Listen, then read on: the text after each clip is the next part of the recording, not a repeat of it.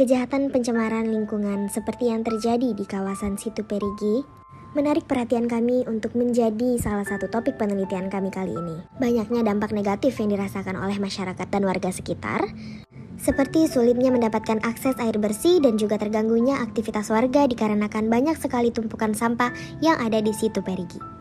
Untuk itu, mari lihat hasil penelitian kami yang kami lakukan berdasarkan wawancara dengan beberapa narasumber dengan melakukan analisis melalui teori konservasi kriminologi.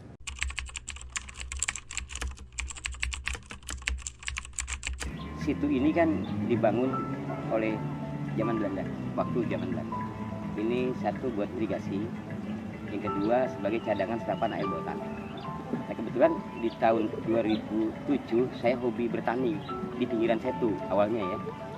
Sambil saya bertani, dekat tanian saya itu ngeliat, karena di pinggir Setu ya, ngeliat sampah itu seperti itu kan sumber daya air, serapan air bawah tanah yang saya minum di sekitar tempat saya tinggal.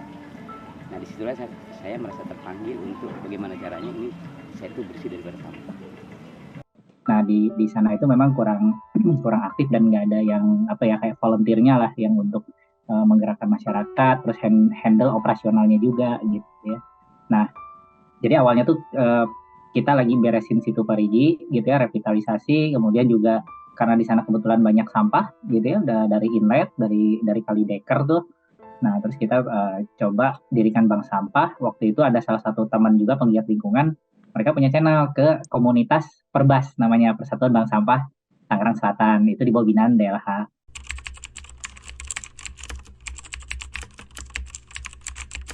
Dan saya sendiri ya, di sini saya bikin sumur bor itu di kedalaman 16 meter, itu tidak bisa kita konsumsi karena sudah ada kayak zat besi gitu ya. Terus ada beberapa hewan ikan ya, sudah ikan itu ada beberapa ikan yang sudah tidak hidup lagi di Situ Parigi karena banyak limbah-limbah drainase rumah tangga ya, itu pastinya kan deterjen ya. Nah itu negatifnya ya, ada beberapa ikan yang dulunya hidup di Situ Parigi sekarang ada beberapa jenis yang sudah ada. Kita harus kurangi pencemaran dari minyak jelantah gitu yang dibuang ke drainase, karena si minyak jelantah itu bisa menutup pori-pori tanah, bisa jadi menurunkan kualitas air sungai. Kemudian juga kalau yang airnya cetek gitu ya atau agak-agak mendap, itu akan menutup pori-pori tanah dan mengurangi resapan air ke dalam tanah.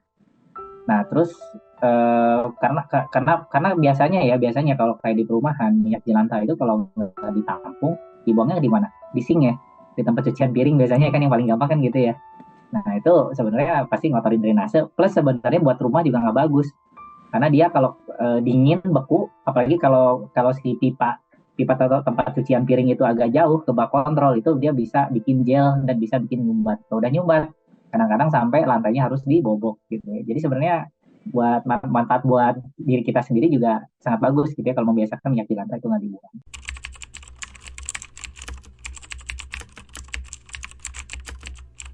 Kebanyakan itu sampah rumah tangga.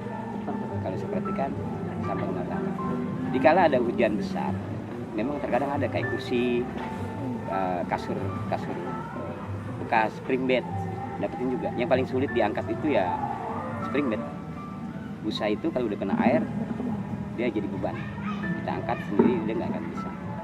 Tapi ya lebih banyak itu sampah rumah tangga dibanding sampah alami ya, kayak pohon, daun gitu ya. Daun, tangkai kayu itu jarang, tapi kebanyakan itu sampah rumah tangga. Karena memang saya perhatikan di hulu ya, itu ya maaf ya, dari tahun ke tahun perkembangan penduduk di sana tinggi.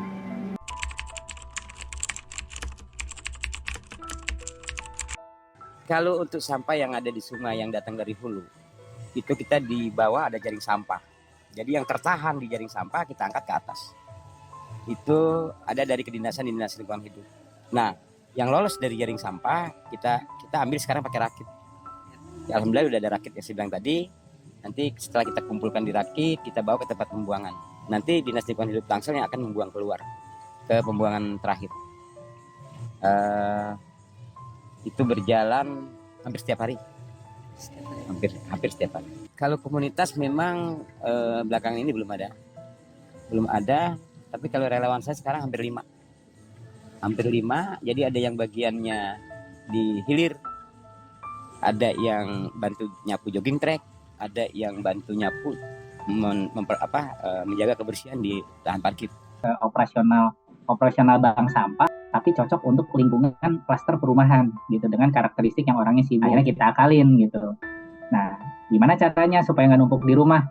Ya udah, jadi jangan ditumpuk di rumah, tapi taruh aja di drop point. Jadi kita bikin drop point nih kalau di klaster. Ada namanya drop point. Drop point ini udah disediakan wadah-wadah gitu ya, yang sudah dipisahkan jenisnya. Jadi ada yang untuk kertas, untuk logam, untuk kaca, kemudian untuk plastik.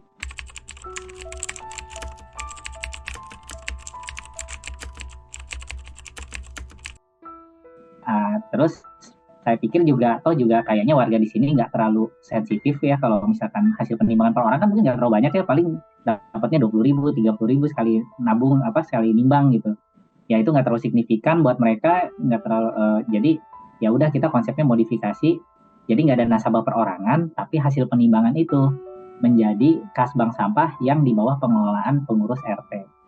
Gitu. Nah, nanti dimanfaatkannya untuk apa? Untuk menunjang kegiatan-kegiatan klaster, bikin kelompok.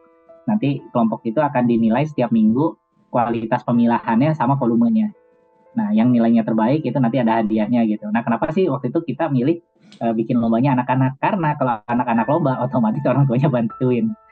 Ya banyak sih, dulu sih ada kayak karang taruna kayak gitu ya, bersih-bersih untuk lingkungan. Terus ada juga acara kayak kuliner Betawi, banyak sih macam-macam. Terus ada kunjungan dari berapa daerah gitu, dari luar negeri ke sini juga. Mungkin dia merasa terpanggil juga. Ada bahasa mereka gini, saya lahir di sini bang, ya kan, saya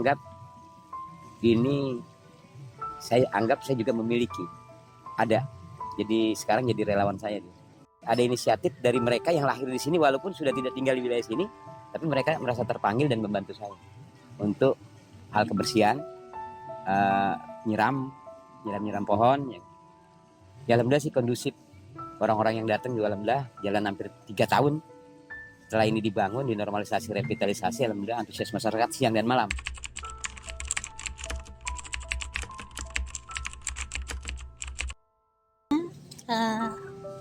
Perlu jaga kebersihan, jaga lingkungan, karena buat kita semua agar lebih indah lagi, lebih sehat lagi, lebih ramai lagi, ya lebih untuk kebersihan.